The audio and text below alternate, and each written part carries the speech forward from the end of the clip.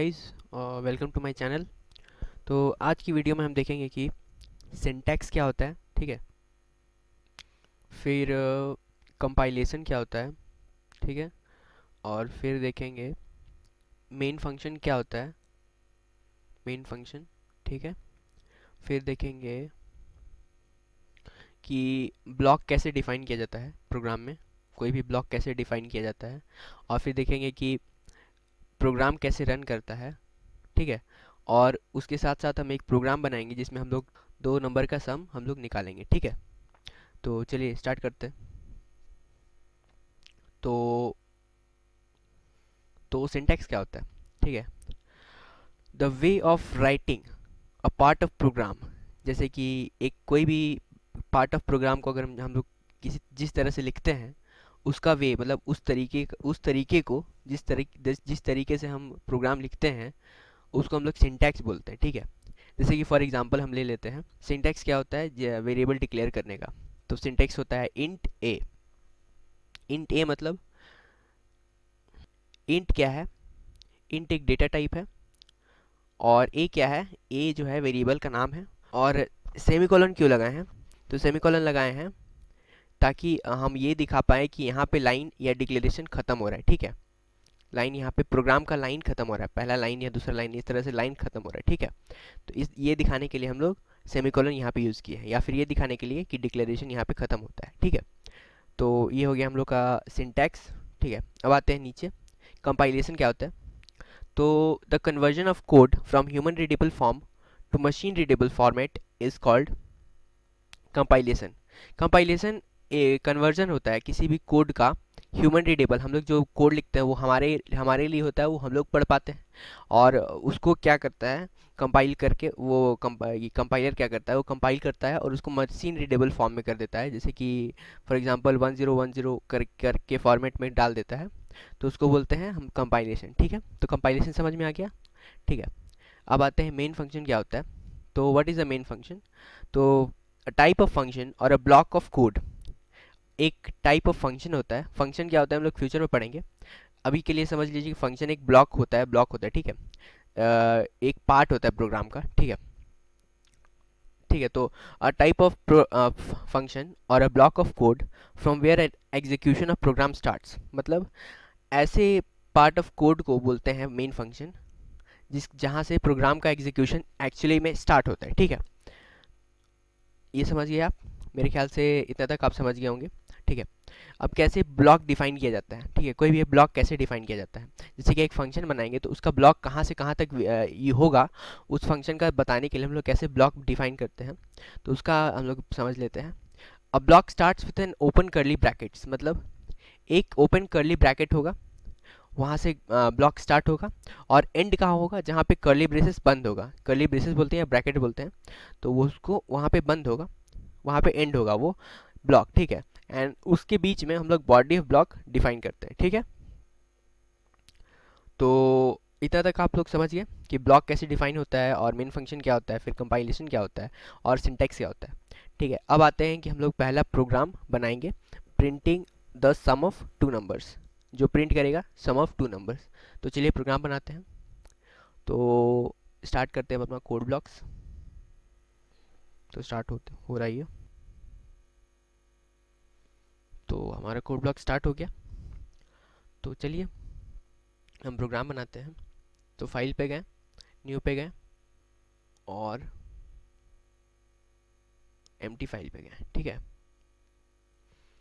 अब इसका एक शॉर्टकट भी होता है, जैसे कि अगर हम लोग कोई भी एम्प्टी फाइल बनाना है तो उसको उसका एक शॉर्टकट भी होता है। तो हम लोग क्या करेंगे, कंट्रोल और शिफ्ट प्लस एन दबाएंगे, तो अपने आप एक नया फाइल एम्प्टी फाइल बन जाएगा, ठीक है। अब इसको सेव करते हैं उसी डायरेक्टरी में जहाँ पे हम लोग पहले सेव किए थे। तो सेव फाइल एज, पिछले प्रोग्राम में जो जहाँ पे हम लोग सेव किए थे उसी डायरेक्टरी में हम लोग सेव करेंगे। हम लोग लिखेंगे सम of two numbers dot C. Dot C क्यों लगाए, इसके बारे में हम लोग पहले भी पढ़ चुके हैं, ठीक है। तो चलिए स्टार्ट करते हैं। Hash include stdio dot h, ठीक है। यहाँ पे फिर लगा लिखते हैं int int main।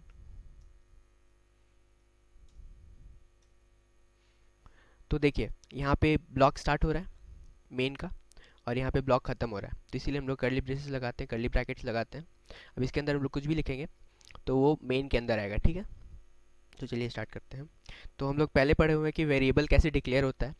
तो वेरिएबल हम लोग डिक्लेयर करते हैं जैसे कि int a नाम का पहला वेरिएबल होगा, ठीक है, कॉमा b नाम का दूसरा वेरिएबल होगा, और तीसरा वेरिएबल c नाम का होगा, ठीक है। तो ये 3 वेरिएबल हम लोग डिक्लेयर कर लिए। तो वेरिएबल डिक्लेरेशन का मतलब होता है कि वेरिएबल बनाना, मतलब वेरिएबल डिक्लेयर हुआ मतलब वेरिएबल नया बना, ठीक है। अब क्या करते हैं, a में हम लोग डालते हैं 1, b में हम लोग डालते हैं 2, और c में हम लोग डालते हैं a प्लस b। तो यहाँ पे इस लाइन में क्या हो रहा है, c में a प्लस b का वैल्यू जा रहा है, ठीक है। तो c में क्या जाएगा 1 प्लस 2, प्लस क्या करता है, प्लस एक ऑपरेटर हम लोग पहले भी पढ़ चुके हैं, प्लस करेगा तो दोनों को a प्लस b को ऐड करके c में डाल देगा। और क्या करेंगे, print print sum equal to %d। अच्छा, यहाँ %d क्यों लगाएं, इसके बारे में हम लोग फ्यूचर में पढ़ेंगे, ठीक है। अगले वीडियो में हम लोग इसके बारे में पढ़ लेंगे सी, ठीक है। ये हो गया। हम लोग इसको अब यहाँ पे ध्यान रखिएगा कि बिल्ड एंड रन पे क्लिक करना है, बिल्ड एंड रन पे नहीं, रन पे क्लिक करेंगे तो एक बार पूछेगा कि आप बिल्ड किए हैं या नहीं, बिल्ड कीजिए पहले उसके बाद रन कीजिए। तो बिल्ड एंड रन पे क्लिक करेंगे और क्लिक किए, ओ एक एरर है, और वो एरर है कि आप प्रिंट नहीं डिफाइन किए, तो हम प्रिंट नहीं, प्रिंट की जगह प्रिंटफ होगा, ठीक है। तो चलिए बिल्ड एंड रन करते हैं दोबारा। तो देखिए, तो ये सम इक्वल टू 3 आ गया आउटपुट में। अब आता है बारी ये समझने के लिए कि प्रोग्राम ये रन कैसे किया। तो हम लोग समझते हैं प्रोग्राम रन कैसे किया। तो चलिए, तो पहला लाइन आया, पहला लाइन पे आया इस प्रोग्राम में, पहला लाइन कौन सा है, हैश इंक्लूड stdio.h, stdio.h भी बोलते हैं इसको, ठीक है। तो stdio.h क्या करेगा, ये करेगा एड्स, ये क्या करेगा, adds stdio.h header file in the program. ये क्या करेगा कि ये लाइन stdio.h नाम का हेडर फाइल इस प्रोग्राम में इंक्लूड कर देगा या ऐड कर देगा, ठीक है। तो उसका जो भी सारा कोड होगा वो इस प्रोग्राम में आ जाएगा, ठीक है। अब आते हैं नीचे। तो हम लोग पढ़ चुके हैं कि मेन क्या होता है। तो मेन से ही हमारा प्रोग्राम का सारा एग्जीक्यूशन स्टार्ट होता है। तो मेन के अंदर आया, मेन के अंदर आया, पहला लाइन देखा, integer a comma b comma c। ये क्या करेगा, DCLA डिक्लेयर करेगा 3 वेरिएबल्स,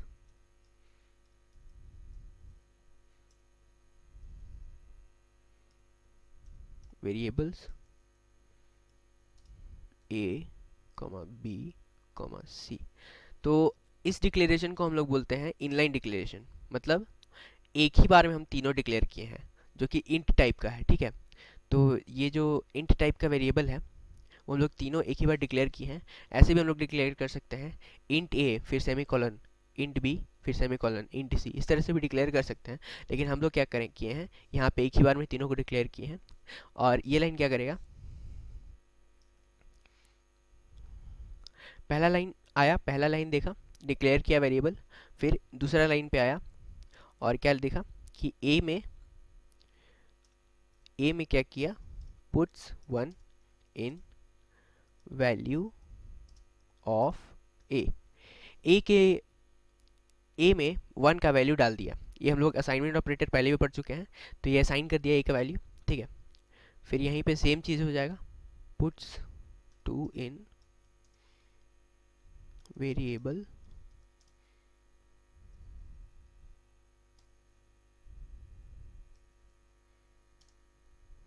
b, ठीक है। और यहाँ पे क्या करेगा, पुट्स 3 इन 3 नहीं लिखेगा, a प्लस बी का जो भी वैल्यू है, a प्लस बी का जो भी वैल्यू है वो सी में डाल देगा। ठीक है, और ये क्या करेगा, ये लाइन हमारा प्रिंट करेगा a प्लस बी जो भी c का वैल्यू है वो प्रिंट करेगा, प्रिंट्स वैल्यू ऑफ c। ठीक है, प्रिंट्स वैल्यू ऑफ c, और फिर यहाँ पे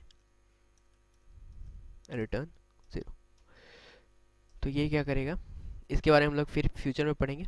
ठीक है, ये क्यों यूज़ हुआ, यहाँ पे यूज़ नहीं भी किए तब भी रन करेगा, इसके बारे में हम लोग फ्यूचर में पढ़ेंगे। ठीक है, तो चलिए दोबारा से एक बार रन करते हैं इसको।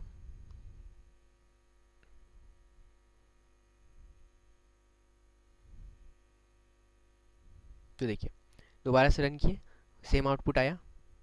ठीक है, तो चलिए इतना तक हम लोग समझ गए कि ये प्रोग्राम रन कैसे करता है।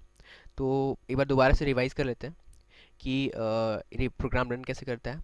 तो सबसे पहले प्रोग्राम आता है इस लाइन पे, तो इस लाइन पे आएगा और इंक्लूड करेगा ये हेडर फाइल को। ठीक है, उसके बाद क्या करेगा, मेन के अंदर आएगा।